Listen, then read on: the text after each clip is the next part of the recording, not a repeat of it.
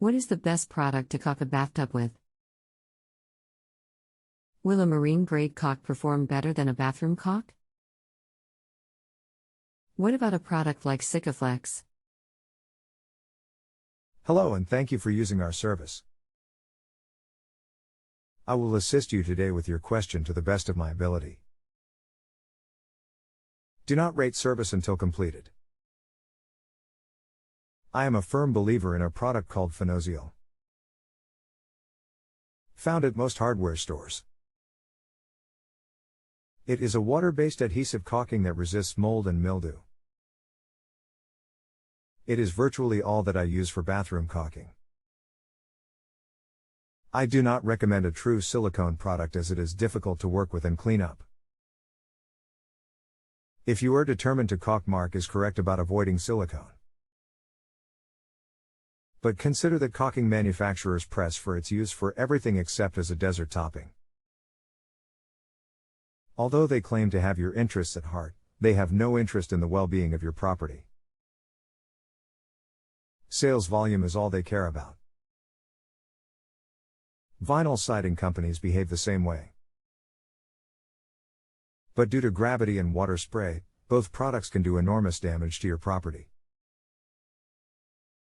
For time eternal, prior to the chemical companies stumbling upon caulking, man has diverted water to protect his dwellings. This successful time-tested method is called flashing. It operates on the principle that water does not flow uphill. It is like a one-way street in that it will not allow water in, but it will allow water out. This second feature is critical in bath tile, stucco, and vinyl siding. Tubs have a flashing lip that rises up behind the tile backer and the tile.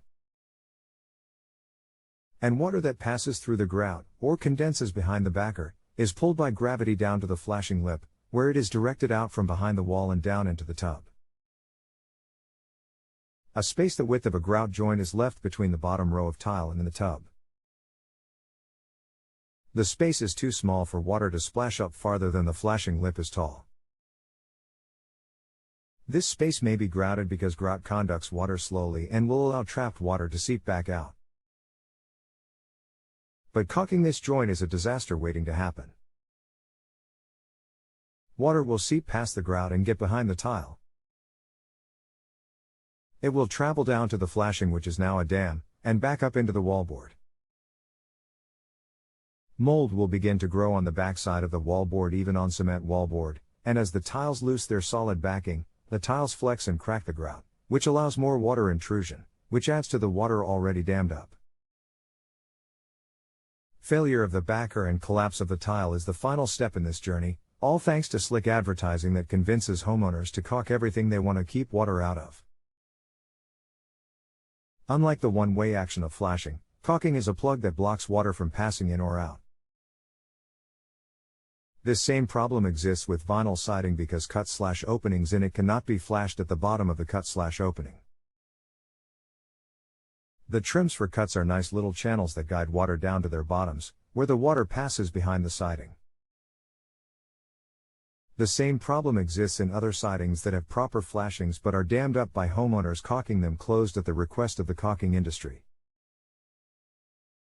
If your bathroom tiles are firm, and the wallboard is firm, clean out the weep joint between the bottom row of tile and the top of the tub. Allow it to dry out. Check the condition of your grout. Is it cracked where it meets tiles? You can saw out broken grout joints with a small hand grout saw, available at Home Cheapo for $4. Then regrout. Take care of your grout and the weep joint at your flashing, and they will take good care of your tiled wall. Stephen Cutler 41183.5751323264. If you have a home improvement or appliance question and want to chat with an expert, now visit JustAnswer.com/YTHI.